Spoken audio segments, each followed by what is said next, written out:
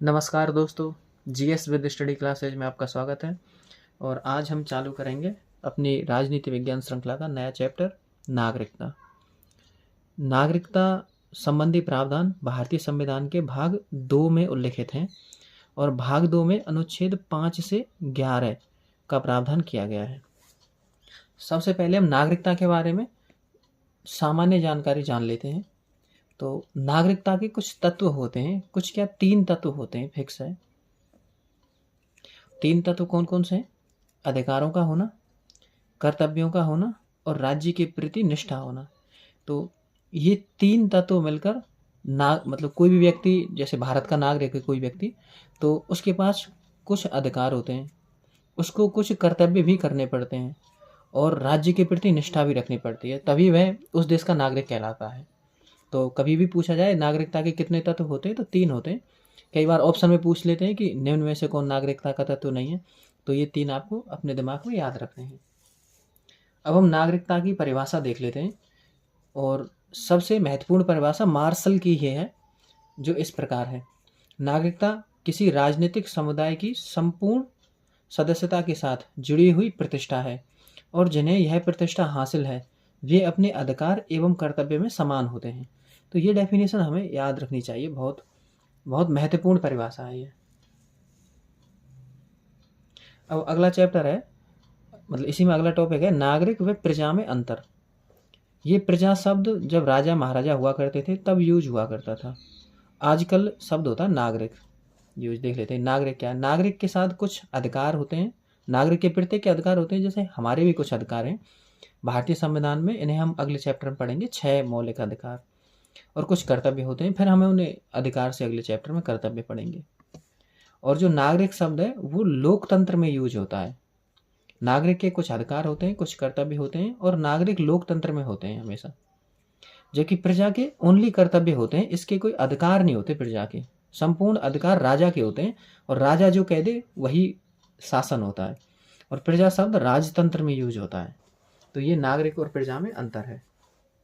अब हम देखते हैं नागरिक और विदेशी में क्या अंतर है। अनुच्छेद 15, 16, 19, 29 और 30 हम जब मौलिक अधिकार पढ़ेंगे तब इन्हें पढ़ेंगे। ये केवल भारतीय नागरिकों को प्राप्त है, ये किसी विदेशी को प्राप्त नहीं है। बाकी के मौलिक अधिकार जो भी अनुच्छेद हैं वो सब औरों को भी प्राप्त है, भारतीयों को भी प्राप्त है, लेकिन ये अनुच्छेद ओनली इंडियंस को प्राप्त है, मतलब भारत के संविधान ने भारतीयों को दिए हैं ये। मतदान का अधिकार केवल भारतीय नागरिक को प्राप्त है। चुनाव लड़ने का अधिकार केवल भारतीय नागरिक को प्राप्त है। महत्वपूर्ण सार्वजनिक पद धारण करने का अधिकार, ये ध्यान रखना सभी सार्वजनिक पद नहीं है, ये महत्वपूर्ण सार्वजनिक पद है, जैसे कि राष्ट्रपति हुआ, उपराष्ट्रपति हुआ, राज्यपाल हुआ, न्यायाधीश का पद हुआ, ये सब केवल भारतीय नागरिक को प्राप्त है। कुछ ऐसे पद हैं जो विदेशी भी धारण कर सकते हैं, जैसे कि मान लीजिए किसी महत्वपूर्ण विश्वविद्यालय है, उसमें कोई कुलपति बनाना है, तो हम अमेरिका से जो बुद्धिमान व्यक्ति हैं उन्हें लाकर वहाँ पर कुलपति बना सकते हैं। तो हम भारत सरकार अपनी सेवा में विदेशियों को रख सकती है, ऐसा तो है प्रावधान। लेकिन जो महत्वपूर्ण सार्वजनिक पद है, जैसे राष्ट्रपति है, तो ये भारतीय ही होंगे, उपराष्ट्रपति, राज्यपाल, न्यायाधीश, तो इन सब पर हम विदेशी नहीं लाते, इन पर हम भारतीय नागरिकों को ही रखते हैं। कुछ कर्तव्यों का निर्वहन भी केवल नागरिक ही करता है, जैसे कर भुगतान, राष्ट्रीय ध्वज और राष्ट्रगान का सम्मान और देश की रक्षा इत्यादि। तो ये हमने अभी तीन टॉपिक पढ़े। पहला नागरिकता के तत्व जो 3 हैं, अधिकारों का होना, कर्तव्यों का होना और राज्य की प्रति निष्ठा। फिर हमने डेफिनेशन पढ़ी, फिर नागरिक व प्रजा में अंतर पढ़ा, फिर नागरिक विदेशी में अंतर पढ़ा। अभी तक जो हमने पढ़ा है उसमें सबसे महत्वपूर्ण ये है कि कौन कौन से अनुच्छेद ऐसे हैं जो केवल भारतीय नागरिकों को प्राप्त हैं। 15, 16, 19, 29, 30। बाकी चीज़ें जनरल हैं, आपको याद हो जाए तो अच्छा है, ना हो तो कोई दिक्कत नहीं है। अब हम देखेंगे नागरिकता से संबंधित संवैधानिक प्रावधान, जिसमें हम अनुच्छेद 5, 6, 7, 8, 9, 10 और 11 को देखेंगे। चलिए स्टार्ट करते हैं। अनुच्छेद नंबर 5, कोई व्यक्ति भारत का नागरिक कहलाएगा यदि 26 जनवरी 1950 से पहले वह निम्न 3 शर्तों में से किसी एक शर्त को पूर्ण करता हो, जिसमें से पहली शर्त है यदि उसका जन्म भारत में हुआ हो। तो यदि भारत में जन्म हुआ है तो वह भारत का नागरिक कहलाएगा। दूसरी कंडीशन है यदि उसके माता पिता में से किसी एक का जन्म भारत में हुआ हो। तब भी वो भारत का नागरिक बन जाएगा। और तीसरी शर्त है 5 वर्ष पूर्व से भारत में रह रहा हो और स्थायी निवास की अपेक्षा रखता हो, तब भी वह भारत का नागरिक बन जाएगा। तो ये 3 कंडीशन है अनुच्छेद नंबर 5 में, और ये बात करता है 26 जनवरी 1950 से पहले की। अब हम देखते हैं अनुच्छेद नंबर 6।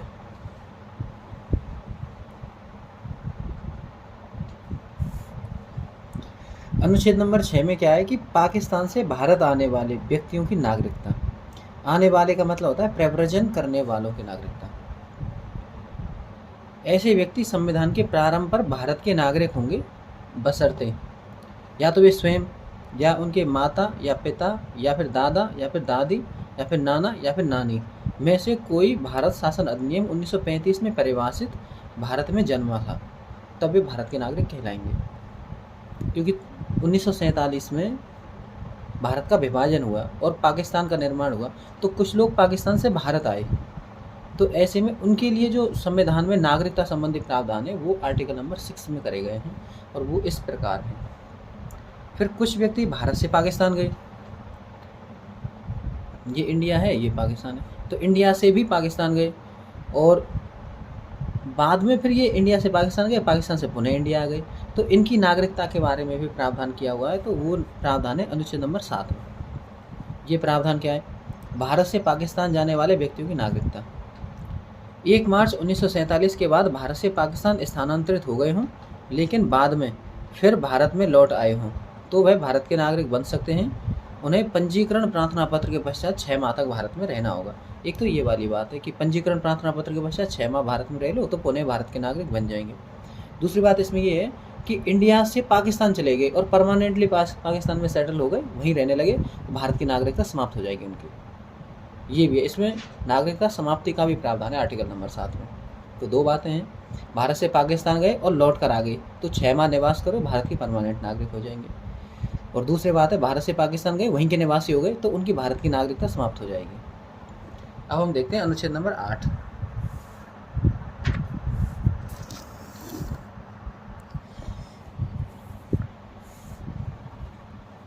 अनुच्छेद नंबर 8 में ये है कि भारत से बाहर रहने वाले भारतीय उद्भव के व्यक्तियों के नागरिकता के अधिकार, जैसे कि अंग्रेजों ने जब उस समय अंग्रेज शासन कर रहे थे भारत में, तो उन्होंने भारत से बहुत सारे लोगों को ले जाकर विभिन्न देशों में बसाया, जैसे दक्षिण अफ्रीका में, फिजी में, मॉरिशस में, कनाडा में, इन सब में ले गए भारतीय लोगों को, क्योंकि भारतीय लोग कृषि करना जानते थे बहुत अच्छे से।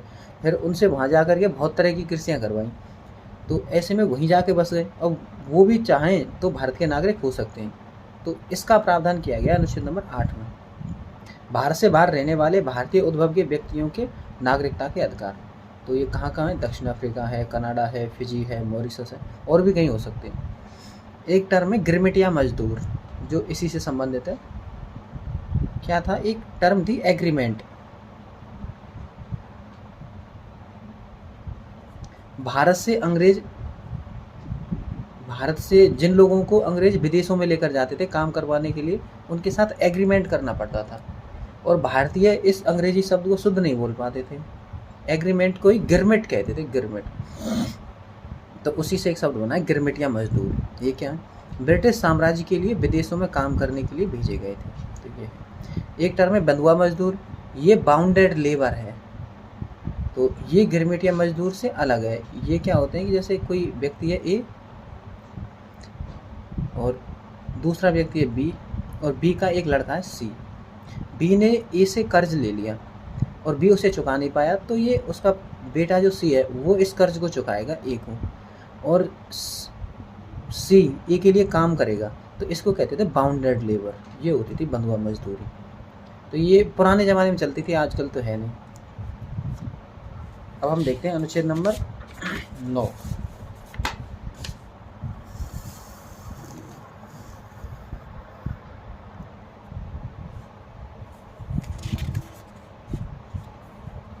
यह है आर्टिकल नंबर 9, और इसमें है एकल नागरिकता का प्रावधान। क्या है इसमें? यदि किसी भारतीय नागरिक ने अपनी इच्छा से किसी विदेशी राज्य की नागरिकता प्राप्त कर ली है तो वह भारत का नागरिक नहीं रहेगा। ऐसे करके है ये। तो इस पे क्वेश्चन आता है कि क्या भारत के संविधान में कहीं एकल नागरिकता का प्रावधान है? तो उसका आंसर है हाँ, अनुच्छेद नंबर 9 में है ये प्रावधान, और इसे हम पहले भी पढ़ चुके हैं भारतीय संविधान की विशेषताओं में। अब हम पढ़ेंगे अनुच्छेद नंबर 10, नागरिकता के अधिकारों का बना रहना। इसका मतलब ये है कि जो अनुच्छेद 5, 6, 7, 8 और 9 इसके तहत जो नागरिकता मिली है वो कभी भी समाप्त नहीं होगी। ऐसा नहीं कि संसद बाद में नागरिकता को समाप्त कर दे, ऐसा नहीं होगा। तो ये बात कहाँ लिखी हुई है? अनुच्छेद 10 में लिखी हुई है। प्रत्येक व्यक्ति जो भाग 2 के उपबंधों या प्रावधानों के अधीन भारत का नागरिक है, संसद द्वारा बनाई गई विधि या कानून के प्रावधानों के अधीन भारत का नागरिक बना रहेगा। तो ये वाली बात करता है। अब हम देखते हैं अनुच्छेद नंबर 11, भविष्य में नागरिकता के अर्जन अथवा समाप्ति से संबंधित सभी कानून संसद बनाएगी, लेकिन ये कानून अनुच्छेद 5, 6, 7, 8, 9, 10 का अल्पीकरण या फिर कम, मतलब इनमें जो प्रावधान है उनको कम नहीं करेंगे, कम नहीं होने चाहिए इनसे। तो ये भविष्य की बात करता है, और जो हमने पहले अनुच्छेद पढ़े हैं 5, 6, 7, 8, 9, 10 वो बात करते हैं संविधान लागू हुआ था तब की। तो भविष्य में तो संसद बनाएगी, लेकिन संविधान के लागू होने पर नागरिकता कैसे मिलेगी? तो ये संविधान में है प्रावधान। ठीक है, अब हम देखते हैं क्या संसद ने कोई प्रावधान किया है भविष्य में नागरिकता का? हाँ, किया है प्रावधान। कौन सा किया है? तो इसके लिए भारतीय नागरिकता अधिनियम 1955 संसद ने बनाया है। तो ये लाइन अलग से है, इसमें 1955 वाले में नहीं है। नागरिकता संघ सूची का विषय है, तो ये संघ सूची में लिखी हुई है, तो ये याद रखना, वन लाइनर कभी भी आ सकती है। भारतीय नागरिकता अधिनियम 1955 में बार बार संशोधन हुए हैं, जैसे 1957 में, 60 में, 1985 में, 86 में, 2003 में, 2005 में और 2019 में। 2015 में भी एक संशोधन हुआ है, लेकिन उसको हम अलग से देखेंगे, इम्पोर्टेंट भी है वो। अब हम देखेंगे तो ये 1955 का जो अधिनियम है उसमें नागरिकता की प्राप्ति के 5 तरीकों का उल्लेख किया गया है कि वर्तमान में यदि कोई व्यक्ति भारत का नागरिक बनना चाह रहा है तो इन 5 तरीकों में से किसी का यूज करे, भारत का नागरिक बन सकता है। तो कौन कौन से 5 तरीके हैं? तो उनमें से पहला है जन्म से नागरिकता की प्राप्ति, जस सोली थ्योरी, जस सोली का सिद्धांत कहते हैं इसे। तो अब हम देख लेते हैं क्या है ये। भारत के राज्य क्षेत्र में जन्म लेने वाला प्रत्येक शिशु जिसके माता या पिता दोनों भारतीय नागरिक हों, जन्म से भारत का नागरिक होगा। तो ये वाली लाइन है जन्म से नागरिकता की प्राप्ति में।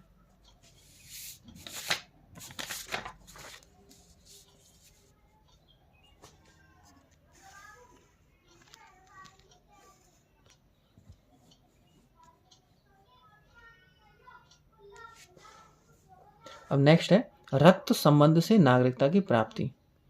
इसमें है वाई किनशिप थ्योरी, ये किनशिप कहते हैं इसको, और अलग से एक कॉन्सेप्ट नाम है जस सैंग्विन्स थ्योरी। इसको ऐसे आपको याद रखना है कि इसको ये भी कहते हैं।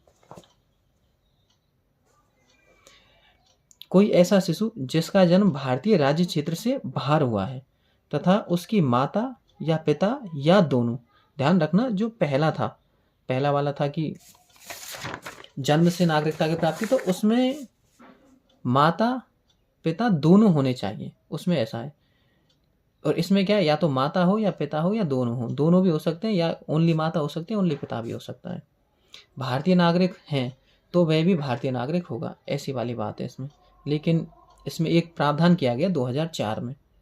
पहले क्या था, पहले कुछ प्रावधान था नहीं, अभी 2004 में एक प्रावधान किया गया। 2004 में यह प्रावधान किया गया कि ऐसे शिशु का पंजीकरण जिस देश में भी वह शिशु का जन्म हुआ है उस देश के भारतीय दूतावास में 1 वर्ष के अंदर करवाना होगा।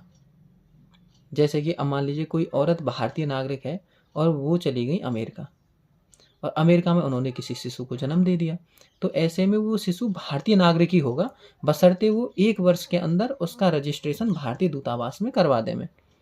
तो ये वाली बात है। तो इसमें इसी में एक और कॉन्सेप्ट है कि ये भारतीय नागरिक रजिस्ट्रेशन करवा दिया तो 18 वर्ष तक तो ये चलता रहेगा, भारतीय नागरिक बन गया, लेकिन 18 वर्ष के बाद 6 माह और दिए जाएंगे उस बच्चे को कि वो बच्चा भारतीय नागरिकता की पुष्टि करे कि वो भारतीय नागरिक बनना चाह रहा है नहीं चाह रहा, क्योंकि ऐसे में अमेरिका में जन्म हुआ है तो उसे अमेरिका की नागरिकता भी मिल सकती है। तो यदि वो चाहे तो 18 वर्ष के बाद भारत की नागरिकता को कंटिन्यू भी कर सकता है और चाहे तो डिसकंटिन्यू भी कर सकता है, चाहे तो अमेरिका का ही नागरिक रह सकता है। तो दोहरी नागरिकता यहाँ तक मिल सकती है उसे 18 साल तक, वो अमेरिका का भी रह ले, भारत का भी रह ले। लेकिन 18 वर्ष के बाद क्योंकि वयस्क हो जाता है, तो ऐसे में 18 वर्ष के बाद 6 माह और मिलते हैं, जिससे कि वो अपनी नागरिकता की पुष्टि करे। तो ये है रक्त संबंध से नागरिकता की प्राप्ति। अब हम देखते हैं नेक्स्ट, आवेदन के द्वारा नागरिकता की प्राप्ति। इसे हम कई बार पंजीकरण के द्वारा भी कहते हैं और बाई रजिस्ट्रेशन कहते हैं अंग्रेजी में से। यदि कोई पीआईओ अभी हम देखेंगे, पीआईओ, एनआरआई, ओसीआई तीनों ही हम देखेंगे अलग से, पर्सन ऑफ इंडियन ओरिजिन होता है, 7 वर्ष तक भारत में निवास करता है तो वह नागरिकता के लिए आवेदन कर सकता है। भारत सरकार उस पर विचार करेगी, भारत सरकार इसकी आवेदन को खारिज भी कर सकती है, एक्सेप्ट भी कर सकती है। भारतीय नागरिक से विवाह करने वाला कोई विदेशी है, वो भी 7 वर्ष में ही नागरिकता की प्राप्ति के लिए आवेदन कर सकता है। तो 7 वर्ष का नियम किन किन के लिए है? PIO, person of Indian origin, और भारतीय नागरिक से विवाह करने वाले विदेशियों के लिए है ये। पूर्ण आयु व क्षमता का वह व्यक्ति जिसके माता पिता भारत के नागरिक हैं, तो वो भारत का नागरिक ऑटोमेटिकली हो जाता है। नेक्स्ट है, पूर्ण आयु व क्षमता का वह व्यक्ति जो ओसीआई कार्ड प्राप्त किए हैं, मतलब जिसको ओसीआई कार्ड प्राप्त है और 5 वर्ष पूर्ण कर चुका है, ओसीआई कार्ड उसके पास 5 वर्ष से है और आवेदन की तिथि से पहले 12 माह से भारत में रह रहा है। जैसे कि कोई ओसीआई कार्ड धारक है और ओसीआई कार्ड प्राप्त करे, उसको 5 वर्ष हो गए हैं और वो चाह रहा है भारत की नागरिकता प्राप्त करना, तो जब वह आवेदन करेगा, 5 वर्ष तो होना ही चाहिए, जिस दिन उसने आवेदन किया उससे पहले 12 माह तक भारत में लगातार रहा हो, तो तब उसको नागरिकता मिल सकती है भारत की। अगला, पंजीकरण से पूर्व व्यक्ति को भारतीय संविधान के प्रति निष्ठा की शपथ लेनी होती है। तो ये सब में ही है, बेसिकली सब में लेनी पड़ती है भारत के संविधान के प्रति निष्ठा की। अब नेक्स्ट है, चौथा तरीका है देशीकरण के द्वारा नागरिकता की प्राप्ति। इसको इंग्लिश में कहते हैं बाई नेचुरलाइजेशन। कोई भी विदेशी इस विधि से नागरिकता प्राप्त कर सकता है। आवेदन से पहले 12 माह तक भारत में निवास करना होगा, लगातार 12 माह तक, ऐसा नहीं 12 माह में भी आप विदेश जा रहे हो, ऐसा नहीं, प्लस पिछले 12 वर्षों में से 11 वर्ष भारत में निवास किया हो, 12 वर्ष में से 11 वर्ष भारत में निवास किया हो और आवेदन जब कर रहा है उससे पहले 12 माह तक लगातार निवास किया हो। अब इसमें देशीकरण में कुछ कंडीशंस हैं, उनको हम देख लेते हैं। देशीकरण में क्या क्या कंडीशन है? किसी ऐसे देश से ना हो जो भारतीयों को नागरिकता नहीं देता हो, ये भी इंपॉर्टेंट है। 8वीं अनुसूची में उल्लिखित भाषाओं में से किसी एक भाषा का पर्याप्त ज्ञान रखता हो, अच्छे चरित्र का होना चाहिए, उसे भारतीय नागरिकता प्राप्त करने के लिए अपने देश की नागरिकता त्याग दी हो, अपने देश की नागरिकता त्याग चुका हो, भारतीय संविधान में निष्ठा की शपथ यहाँ भी लेनी होगी।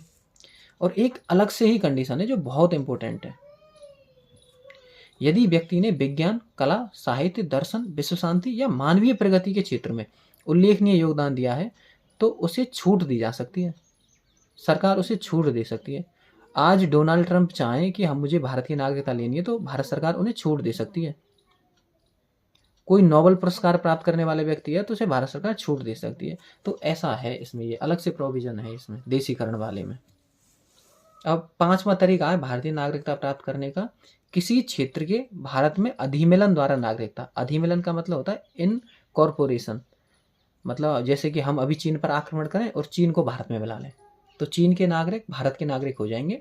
इस कॉन्सेप्ट के तहत भारत सरकार अपने आदेश से एक बार में ही सभी को नागरिकता प्रदान कर सकती है और ऐसा हो चुका है एक बार, सिक्किम नागरिकता आदेश 1975, जब सिक्किम भारत का एक राज्य बना था तब ये हुआ था 1975 में। अब जो 1955 का जो एक्ट है, भारतीय नागरिकता अधिनियम 1955, उसमें नागरिकता का समापन मतलब नागरिकता की समाप्ति के 3 तरीके दिए हुए हैं। प्राप्ति के 5 तरीके, समाप्ति के 3 तरीके। पहला, स्वेच्छा से त्यागना, वाई रिनंसिएशन कहते हैं इसको। भारत का कोई वयस्क नागरिक स्वेच्छा से नागरिकता त्यागने की घोषणा के लिए सरकार के समक्ष आवेदन कर सकता है। ऐसे व्यक्ति के बच्चों की नागरिकता भी व्यक्ति की नागरिकता के साथ समाप्त हो जाती है। यद्यपि बच्चे 18 वर्ष की आयु पूर्ण करने के पश्चात भारत की नागरिकता पुनः प्राप्त कर सकते हैं। तो ये वाली बात आपको ध्यान रखनी है। स्वेच्छा से कैसे त्यागेंगे? आवेदन कीजिए, भारत सरकार आपके आवेदन पर विचार करेगी, हो सकता है आपकी नागरिकता को खत्म कर दे भारत सरकार। एक तो ये है कि आप खुद चाह रहे हैं नागरिकता समाप्त हो जाए। दूसरा होता है बाई टर्मिनेशन, पर्यवसान समापन। इसका मतलब है कि आपने किसी दूसरे देश की नागरिकता ग्रहण कर ली है तो भारत सरकार खुद ही समाप्त कर देगी आपकी नागरिकता को। पहले में क्या है कि आपने आवेदन किया तब नागरिकता समाप्त हो रही है, और दूसरे में क्या है आपने विदेशी राज्य की नागरिकता ग्रहण कर ली तो आपकी भारतीय नागरिकता समाप्त हो गई। ये होता है पर्यवसान या टर्मिनेशन। अगला होता है वंचित किया जाना, बाय डेप्रिविएशन। ये क्या है वंचन का सिद्धांत?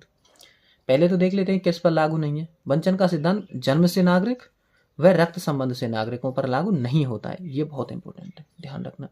इन पर लागू नहीं होता ये वंचन का सिद्धांत। इनको नागरिकता से वंचित नहीं किया जा सकता। अर्थात जो ओरिजिनली भारत के नागरिक हैं उनको वंचित नहीं किया जा सकता नागरिकता से। वो कुछ भी कर दें, में वो देश विरोधी काम करें, कुछ भी करें, पर उनको नागरिकता से वंचित नहीं कर सकते। निम्न, अब यहाँ इसमें देख लेते हैं वंचन क्या है। निम्न आधारों पर नागरिकता से वंचित कर सकते हैं।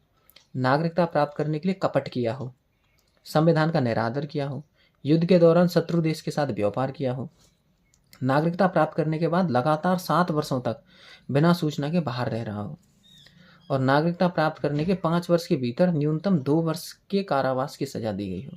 तो ये आधार हैं नागरिकता समाप्त करने के, जिसमें सबसे इम्पोर्टेंट ये और ये जो आपको याद रखने हैं। अब हम नेक्स्ट देखते हैं भारत में दोहरी नागरिकता का मुद्दा। डायरेक्ट ऐसे नहीं है, ये ऐसे है कि ये क्वेश्चन है, आपको क्वेश्चन नहीं दिखा देता हूँ, वो ये वाला क्वेश्चन है, क्या ओसीआई के प्रावधान ने भारत में एकल नागरिकता के प्रावधान को समाप्त कर दिया है? तो ऐसा करके है। अब हम इसे समझ लेते हैं। यहीं पर ओसीआई, पीआईओ और एनआरआई में अंतर भी आपको समझ में आएगा। ये 2015 का हम देखेंगे, पहले ये देख लेते हैं दोहरी नागरिकता या ओसीआई को देख लेते हैं। 2003 में भारतीय नागरिकता अधिनियम 1955 में संशोधन करके ओसीआई का सिद्धांत लाया गया तथा तब 16 देशों के पीआईओ का मतलब होता है पर्सन ऑफ इंडियन ओरिजिन, अभी देखेंगे इसे हम। मतलब 16 देशों के पीआईओ को ओसीआई के लिए आवेदन मांगे गए। मतलब 16 देशों के जो पीआईओज थे उनसे कहा गया कि आप ओसीआई कार्ड के लिए आवेदन कर सकते हैं, और आवेदनकर्ताओं को ओसीआई कार्ड दिए गए। अब पहले हम देख लेते हैं कि पीआईओ क्या है। एक ये भी लाइन है यहाँ पे जो लिखा हुआ है 2005 में ऑल कंट्रीज के पीआईओज के लिए लागू कर दिया गया। मतलब जो ओसीआई कार्ड है वो सभी देश जहाँ पे भी पीआईओ हैं वो सब आवेदन कर सकते हैं। ये 2005 में किया गया। अब पीआईओ तो समझ लें पहले क्या है। पीआईओ क्या है? Person of Indian origin. इसका मतलब क्या है कि ये विदेशी नागरिक हैं। मतलब जैसे भारत में थे कभी ये, लेकिन आज ये विदेशी नागरिक हैं, लेकिन इनके पूर्वज भारतीय थे। उनको कहते हैं PIO, person of Indian origin. भारतीय मूल के नागरिक कहते हैं इनको।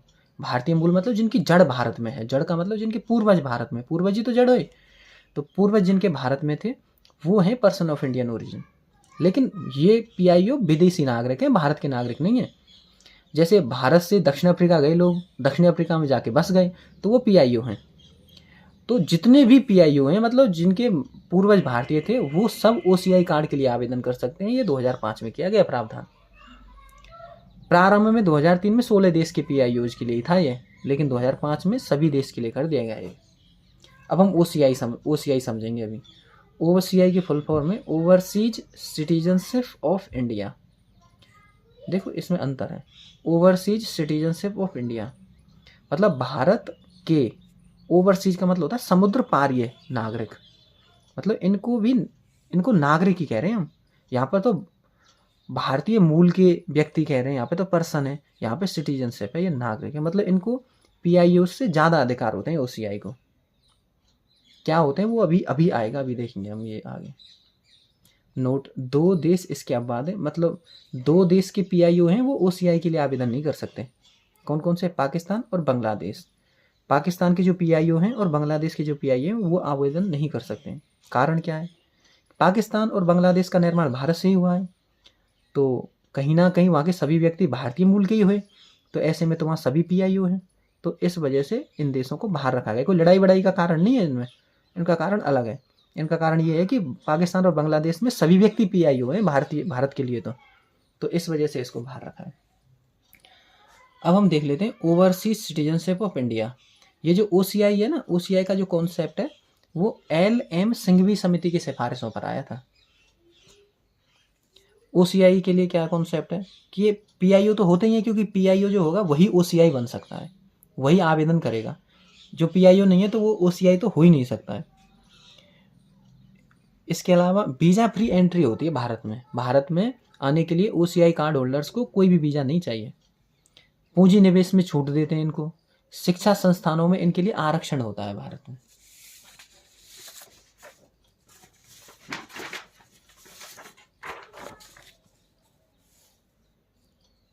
लेकिन कुछ इनको अधिकार नहीं होते, जैसे कि मतदान और चुनाव लड़ने का अधिकार नहीं होता है, क्योंकि भारतीय नागरिक है ही नहीं, तो मतदान कैसे करेंगे, चुनाव कैसे लड़ेंगे, तो ये इनको अधिकार नहीं है। एक टर्म में OCI एक दर्जा है, ना कि भारतीय नागरिक नहीं है, क्योंकि नागरिक को तो मतदान और चुनाव लड़ने का भी अधिकार होता है, इनको नहीं होता है, ये एक स्टेटस है। अब ये क्यों दिया गया है, इसका एक कारण है कि हमने 1991 में एक न्यू इकोनॉमिक पॉलिसी लेकर आई थी भारत सरकार, नई आर्थिक नीति।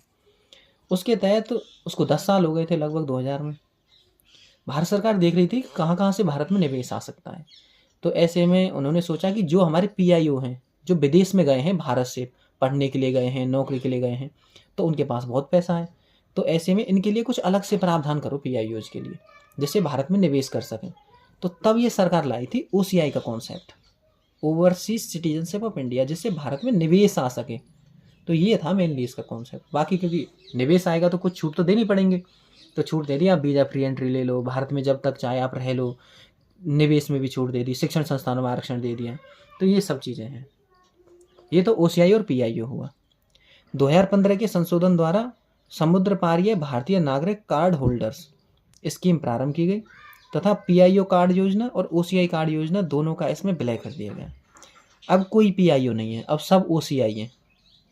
2015 में जो संशोधन हुआ है उसमें PIO कार्ड योजना और OCI कार्ड योजना दोनों का विलय कर दिया गया। किसमें? OCI कार्ड योजना में, समुद्र पारीय भारतीय नागरिक कार्ड होल्डर्स स्कीम में। OCI भारतीय नागरिक नहीं होता है, सही है, क्योंकि विदेश का नागरिक है तो भारतीय नागरिक तो नहीं है। OCI यद्यपि विदेशी नागरिक है, बट उसे अन्य विदेशियों से ज़्यादा सुविधाएं भारतीय भूमि पर प्राप्त होती हैं, तो ये आपको ध्यान रखना है। अब एक नया कॉन्सेप्ट है NRI। NRI क्या होते हैं? Non resident Indians. जैसे कि कोई गांव है, गांव का नागरिक ईरान तो क्यों जाएगा, सऊदी अरब चला गया मान लीजिए, और वहाँ पर जाकर काम कर रहा है, और उसके माता पिता भारत में ही हैं, तो उनको पैसे भेज देता है और समय समय पर भारत आ जाता है और भारत में वोट डालता है, भारतीय नागरिक है।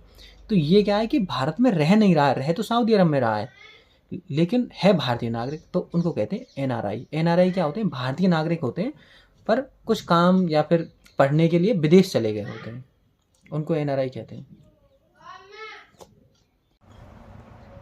प्रवासी भारतीय, अब ये क्या है? प्रवासी भारतीय क्या होते हैं? प्रवासी भारतीय ऐसे व्यक्ति हैं जो रोजगार, पढ़ाई इत्यादि के लिए विदेशों में जाने वाले भारतीय नागरिक हैं, लेकिन वहाँ पर रोजगार या फिर पढ़ाई के लिए गए। एक वित्त वर्ष के दौरान भारत में 182 से कम दिन बिताए हों, तो ये डेफिनेशन भी है NRI की। अब हम देख लेते हैं नागरिकता संशोधन अधिनियम 2019। ये क्या है कि 2019 में नागरिकता देने के लिए लाया गया था। ऐसे व्यक्ति जो पाकिस्तान, बांग्लादेश, अफगानिस्तान से 31 अक्टूबर 2014 से पहले आ गए हैं, तो उनके लिए जो 11 वर्ष की अवधि थी उसको घटाकर 5 वर्ष कर दिया गया। तो ये था नागरिकता संशोधन अधिनियम, और इसमें भी स्पेसिफिकली 6 धर्म के लोग थे। अब इसे हम देख लेते हैं। अवैध रूप से भारत आने वालों को, और 11 वर्ष को कम करके 5 वर्ष कर दिए गए। इसमें पाकिस्तान, बांग्लादेश, अफगानिस्तान से आए हों, हिंदू, बौद्ध, जैन, सिख, ईसाई, पारसी हों, मतलब मुस्लिम नहीं हो इसमें, क्योंकि हिंदू, बौद्ध, जैन, सिख, ईसाई, पारसी कोई नागरिकता थी इसमें, क्योंकि मुस्लिम्स पाकिस्तान, बांग्लादेश, अफगानिस्तान में प्रताड़ित नहीं होते हैं। और इसका आधार था धार्मिक उत्पीड़न वहाँ पर माइनॉरिटीज़ का ही होता है। और 31 दिसंबर 2014 से पहले भारत आ गए हों, तो उनको CAA 2019 के तहत नागरिकता दी गई थी। अब 2 टर्म है जिनकी फुल फॉर्म हम देख लेते हैं। NPR नेशनल पॉपुलेशन रजिस्टर, और NRC national register for citizenship. तो आज की क्लास को हम यहीं विराम देते हैं। Thank you.